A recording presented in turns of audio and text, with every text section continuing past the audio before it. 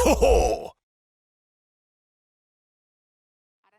I wanted to ask you about your first match. What things you liked the most about your team today, and what things you liked the least?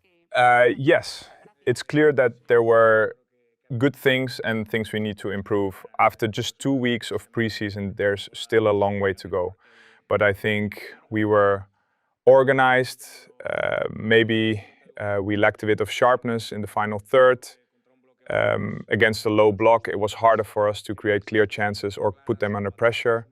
But, well, they practically didn't trouble us either. I'm sure that with the positives and negatives, the team will keep improving and finding more rhythm. We know we have 2 more games before the break, and we're still in that fine-tuning phase. But in the end, the victory gives you peace of mind to keep going, obviously, and we'll analyze and improve on both the good and the bad. I wanted to ask you about the home debut of 4 players, and also yours, about your return. What were your feelings, and what did you see from Trent, Huijsen, Carreras, and Franco Mastantuono, who debuted today? How did you see them? I saw that neither the shirt nor stepping onto the Bernabéu pitch weighed on them. I think all 4 had good, solid performances, not spectacular, but they played seriously, didn't make mistakes, didn't look nervous, and were well integrated into the team. Those who started and Franco, who came in during the second half, brought good energy. That mix worked well with the ones already here. And like I said, after just 2 weeks, it's the first day, and now we have to prepare for the next match. But as a first impression, I take away many positives. Personally, I'm very happy to be back at the Bernabéu. This new Bernabéu, how it sounds, how you can already imagine what we can achieve here, and that really excites you. You come from the German League, which is more dynamic, more open, more end-to-end. Did Osasuna demand a lot from you tactically during the match? Today, Osasuna set up their game plan, and it was difficult to find spaces. Sometimes they pressed, other times they dropped into a 5-3-2 or 5-4-1. It was tough to break through. On a few occasions, we got to the byline, especially on the left side with Vinny and Carreras, but we couldn't connect that final pass to create clear chances. At least they didn't catch us on transitions, and we were able to play a lot in their half. What we were missing in the final third was generating more, whether through easy build-up or regaining the ball and taking a bit more risk. But like I said, it's part of the adaptation process and phases we need to keep improving on. I want to ask you about Franco Mastantuono. He was going to be your first substitution, then you matched him with Carvajal so they'd be seen together. But with only 4 training sessions, did you really like him that much to make him the first change in his Bernabéu debut? Well, it seems so, right? I thought he could contribute, and I think he had good minutes. Even though he hadn't been training much with us, he was preparing himself and was eager. Sometimes the emotional side carries more weight than the physical work. And he had a good impact. I think it's very good news that he was able to make his debut. How did you see Arda Güler in that position where you ask him to do very specific things? Did you like his match, and how do you see him progressing?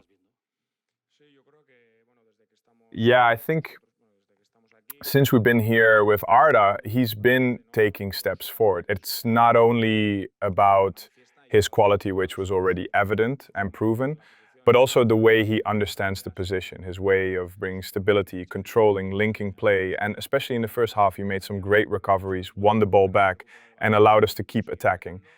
That's exactly what we need to keep pushing him to do. We need to keep giving him minutes so he becomes an important player. He's earning it, and I'm happy for him. Today was your 7th official match as Real Madrid's coach. In these 7 games, Rodrygo has started just 1, the first one. In the other 6, he's only come on twice as a substitute, a total of 90 minutes. From the beginning, you've insisted that you count on the whole squad.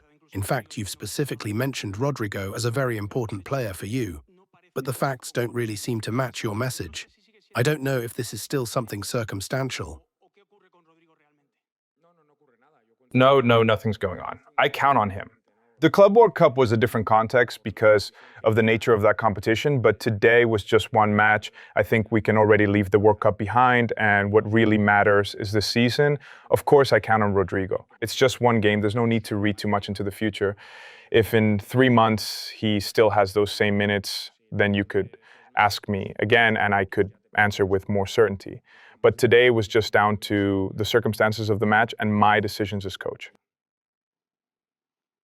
Kylian Mbappé wears the number 10 shirt, which traditionally carries a lot of aura in football. Do you think that makes him feel more responsible or more decisive?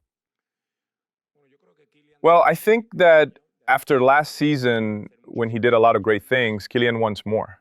I don't know if it's because of the number or because of his ambition to win, but you do feel that he wants to deliver more, both individually and collectively, and inspire those around him. If the number helps with that, then fantastic. But you can sense that hunger in Kylian. You see it every day, and today he created those little moments of difference, which he always has, but they're decisive.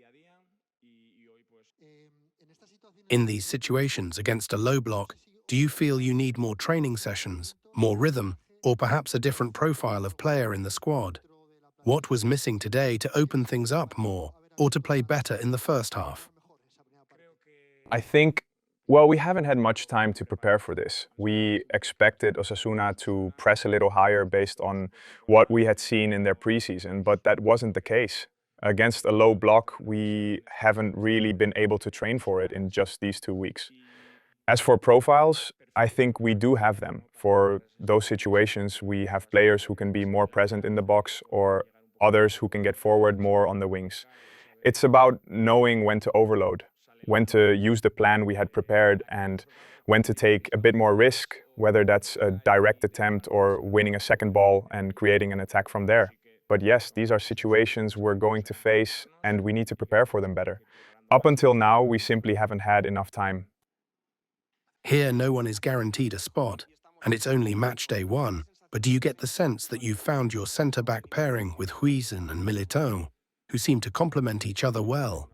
No, you said it well. Here, no one is fixed. You have to earn it, and whoever deserves it plays. We also have other centre-backs like Tony, Raúl, and David, who is getting better every day. That said, I'm very happy with Millie, for example, and also with Dean, as I mentioned earlier. With Millie, after his injury, the feelings were already positive in preseason, and today he played a very solid match as well. That's very good news. I wanted to ask you about Dani Carvajal, who already played a few minutes in the Club World Cup. Today he played again at the Bernabéu. We all know what Carvajal can do at right back, but for you as a coach, what does Carvajal mean? How much can he give in that dressing room? Well, not just in football terms, but also emotionally, he's the captain. He carries a lot of weight. He has many hours of flight time here at the Bernabéu and European competitions in La Liga. He knows what it takes to win. And transmitting that to other important players will be fundamental. And Carva's already there.